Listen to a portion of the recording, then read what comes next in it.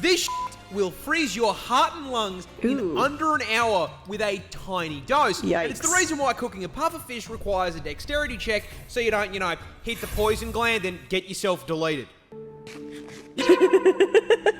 Now, puffers carry I ate lunch with a wild lizard. You see, before I made the videos, I worked as a handyman, and one day a client asked me to do some brush cutting because their lawn was, putting it lightly, triggered. So I'm taking I gotta mow. I was gonna mow today, but it was too rainy and wet. I'm in a miniaturized version of the Amazon jungle, and I see something that nearly gives me a heart attack. A big lump of scales slithering through the brush about 2 steps ahead of me. Being Australian, I immediately assumed it was a snake, which is a problem, because the only 2 snakes in my home state are highly venomous and extremely aggressive.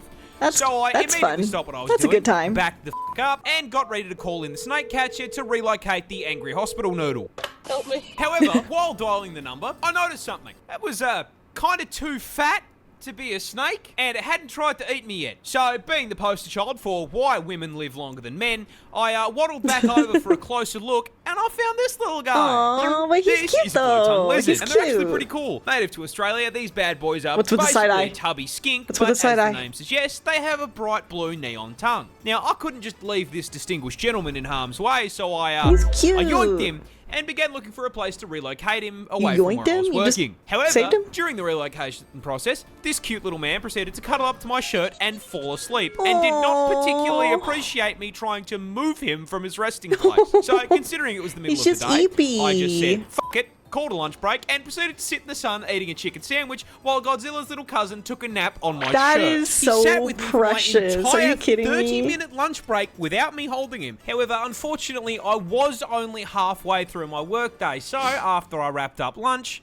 I had to say goodbye. I very delicately removed my new scaled friend from my shirt and released him back into the wild. He's so cute.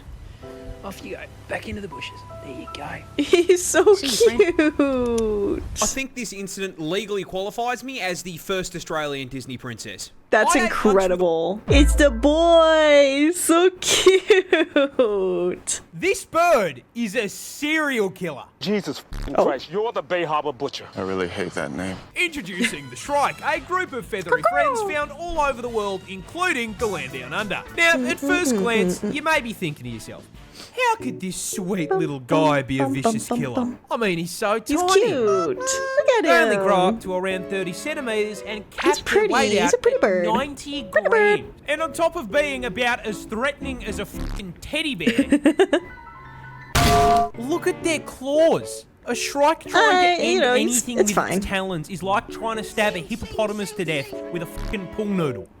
Listen to the thing. It sings like it's on American Idol.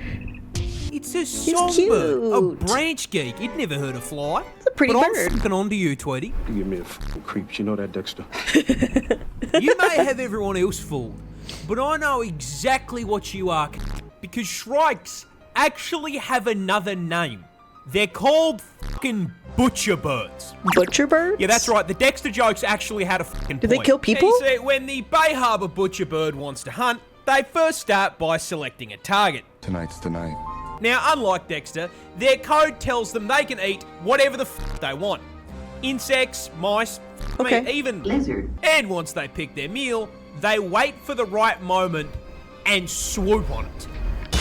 Now, while those claws might be this shit goes hard, they do have a signature weapon. That tiny hook on the end of their beak. And once they land on their victim, they slide that hook into its neck, perfectly slotting between their vertebrae and severing their fucking spinal cord. Insane. But converting their prey into a vegetable isn't enough. No. These sick fucks keep trophies. Once they have paralyzed their prey and shattered its spine, they will fly its corpse back to their larder, which is either a thorn bush or a fucking barbed wire fence. And once they get home, they fucking impale them. That's insane. They will then leave that corpse there for days, occasionally biting chunks out of it, eating it like leftovers from the fucking fridge. Dexter collected blood slides. These fuckers create kebabs. That's actually crazy. That's wild, dude. Can you imagine, like, you're just walking in the country road and then you just see a bunch of, like, rats and lizards, like, hanging up on the barbed wire. The barbed wire would be crazy. This spider hunts with jump scares. But how? Introducing the Trapdoor spider, a family of arachnid containing hundreds of species found in every continent on the globe. Not a fan. Meaning, yes, absolutely not a fan. Once, could not. This bad boy could be in your backyard, and you'd never know. No, ew. Now, trapdoor spiders are particularly interesting compared to other spiders due to their hunting method. You see, normal spiders tend to spend several hours spinning up some elaborate art piece for a fly to clothesline itself on. And tarantulas just jump. But trapdoor spiders, yeah, they hunt with a door.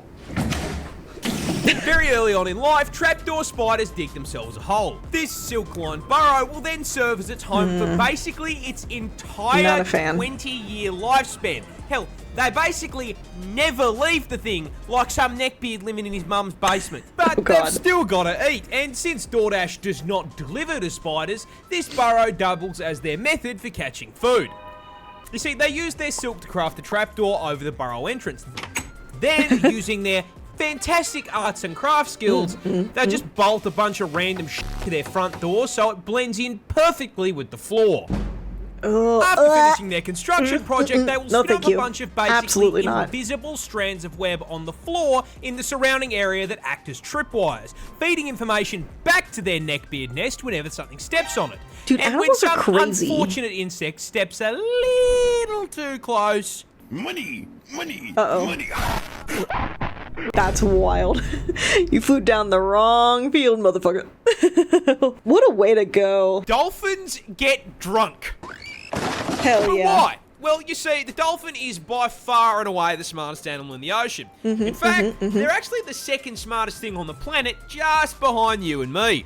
This means they are smart enough to understand that the ideal way to spend your night is more plastered than Chad and Max on your average Cold Watch episode. There is just one problem. Last I checked, there's no bottle-o in Bikini Bottom. So how does a dolphin get fired for all? Simple. They abuse pufferfish. You see, due to the lack of underwater alcohol, dolphins need to find other ways to get their fix, which is where SpongeBob's driving instructor comes in. You see, pufferfish contain this really cool and totally not dangerous substance called tetrodotoxin. What is tetrodotoxin? You know, it's only one of the most potent natural neurotoxins on the f***ing planet.